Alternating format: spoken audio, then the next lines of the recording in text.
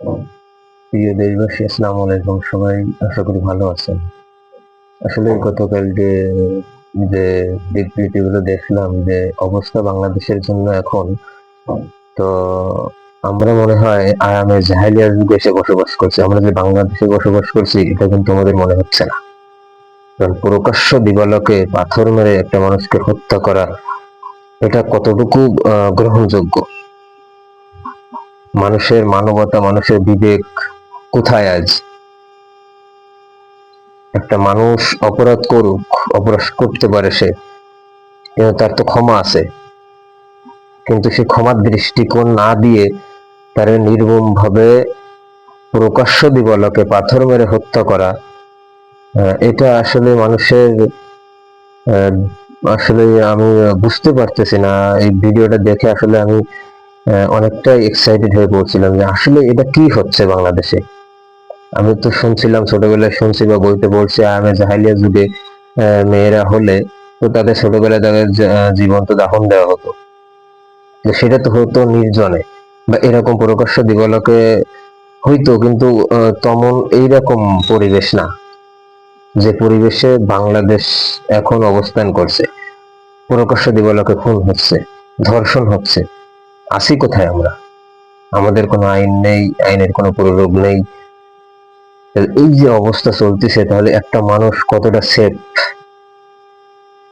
কতটা নিরাপদে বসবাস করছে এই বাংলাদেশে? আমরা তো এর দোষ খুঁজি, ওর দোষ খুঁজি। এই যে অবস্থার ভিতরে বাংলাদেশ এখন যাচ্ছে, এই দায়ভারটা কে নেবে এখন? আইন আছে, আইনের প্রয়োগ যদি আমি না করি, তাহলে সেটার গ্রহণযোগ্যতা পাবে কোথায়?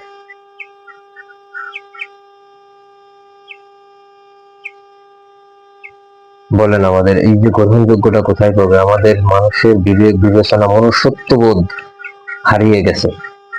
কারোর প্রতি কারোর ভালোবাসা নেই, মায়া মহব্বত নেই, ন্যূনতম পর্যন্ত নাই। এই যে অবস্থা, মানুষকে গুলি করে হত্যা করতেছে, তার পায়ের রক পর্যন্ত কাটি ফেলতেছে, একজন ইমাম সাহেবের কোপাচ্ছে। তাহলে এই যে অবস্থা, এই অবস্থার ভিতর দিয়ে আমরা জীবন যাপন করতেছি, তাহলে এই বাংলাদেশের মানুষ কতটা নিরাপদে আছে আপনি কি ভাবতে পারছেন?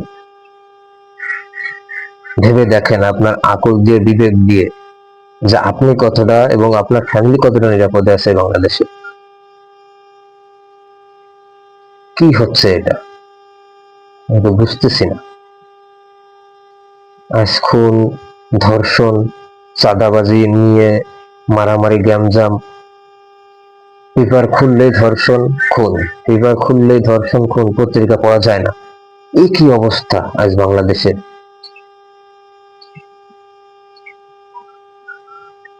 নিরাপদ কোথায়?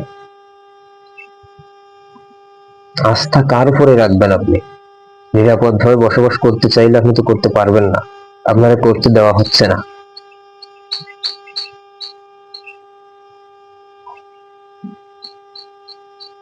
সবাই ভালো থাকবেন, সুস্থ থাকবেন। আসসালামু আলাইকুম।